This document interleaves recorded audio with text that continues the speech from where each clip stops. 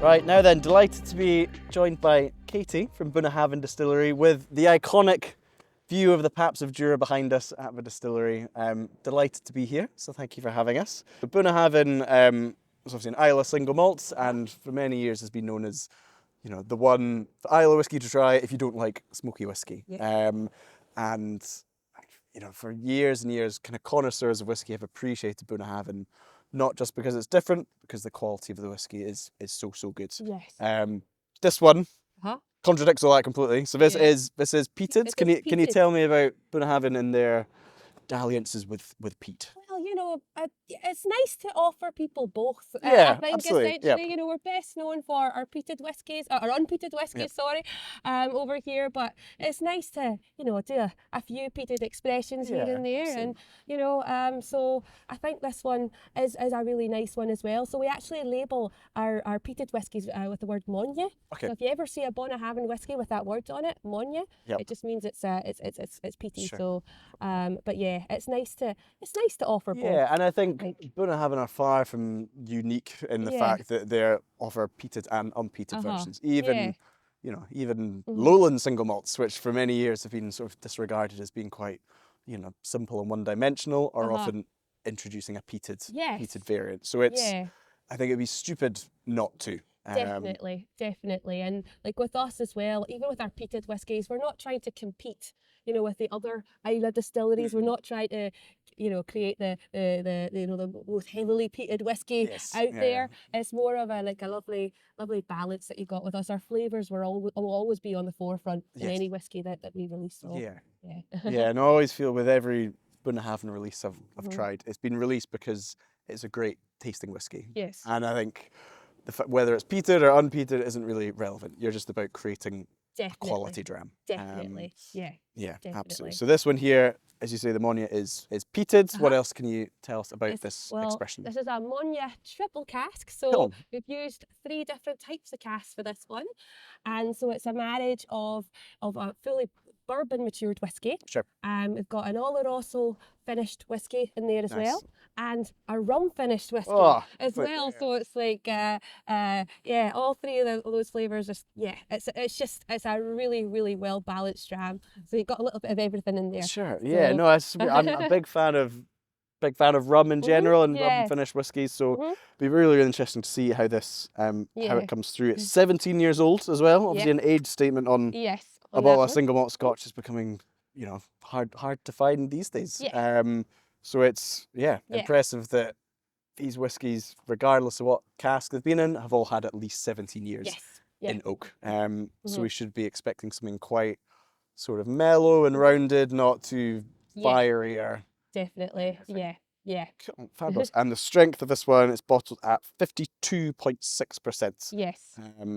So they've brought it down to 52.2 to get the best of the whiskey out there. So it's not too strong, but also they don't want to dilute it too much as well. I think it's whiskies of that strength are lovely because they're drinkable at that strength. You know, some whiskies are, you know, 63%. It's a real struggle to consume them. But at 50, 55, it's comfortable.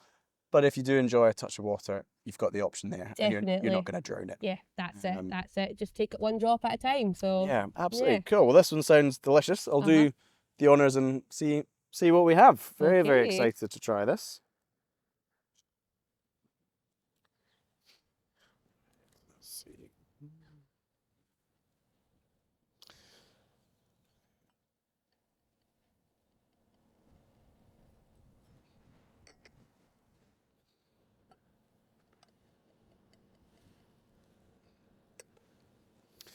Right, here we go. So first of all, having a quick look at the colour, I'd say it's quite a kind of fairly light gold actually for such an old whiskey. Which I think when you're dealing with cask types like this, I find one that if you get a whiskey that's mahogany, you start to worry it's going to be overwhelmed by the wood. I think colour of this one, is it safe to assume the kind of bourbon element is the biggest of the 3? Yes, but well, Yeah. it's going to be the biggest of the three, regardless, because you know well, there's a full bourbon maturation in there. Yes. Yeah. But the Oloroso, that was in bourbon before it was in Just a finish, Oloroso of as course. well. Yeah. So it's just as well with the same with the rum as well. So yeah, Yes. strong Okey-doke. bourbon Yeah, influence yeah. on this. Oh, lovely. Well, we'll give this one a quick nose. Yeah. For a second there, I forgot we were dealing with mon-ya, and I was like, what? Like, this is very different from Bunnahabhain 12. Yeah, I Yeah. find, how would you describe the smokiness or the peatiness of Bunnahabhain? So we're definitely a lot different from the rest of the island. So I Sure. would say even our peat, so it's peated to about 40-45 parts per million. Okay, yep. Technically makes it a more heavily peated whiskey, but Mm. we are on Isla after all, and Yep. it's not, with us, it's more of an aftertaste. So you get it, and it's more of a bonfire peat as well, I would Yeah. say. It's more, it's more of a bonfire peat. It's not quite as medicinal. I So think the whiskies, that are famous for having that really strong like TCP yeah. and iodine and I think if you like that profile, you love it. But I know a heck of a lot of people who can't stand it. Yes. And I think this type of peatiness, that kind of, it's almost like an ashiness for me sometimes, Yeah. is much more approachable. Yes. But if you're comfortable with peat, there's enough there to keep you interested as well. Definitely. It's all about the balance, I think. Yeah, You know? I think so. I think that's something that Bunnahabhain's always been good at. They've Yeah. never been too wild with, overactive casks. It's, Yeah. it's all about that combination of Yeah. flavours. Just getting a lot of depth. Yeah, absolutely. But yeah, it smells delicious. We'll give this one a little taste. Slange, There you go, thanks for having us.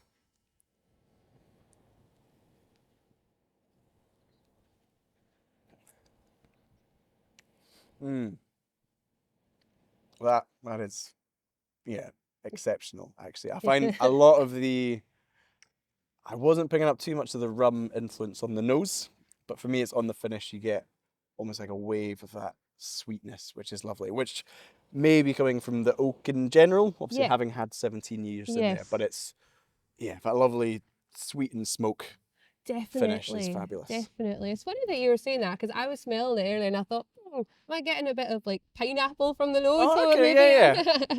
But we're all different. We're Yeah, all going and to I taste think, and pick up on different things. I think that's what makes whiskey so lovely as well. Is Yeah. that even, if we came back tomorrow and did the same thing, it could be the complete opposite. And I'll be going, oh, it's all rum on the nose and all smoke on the palate.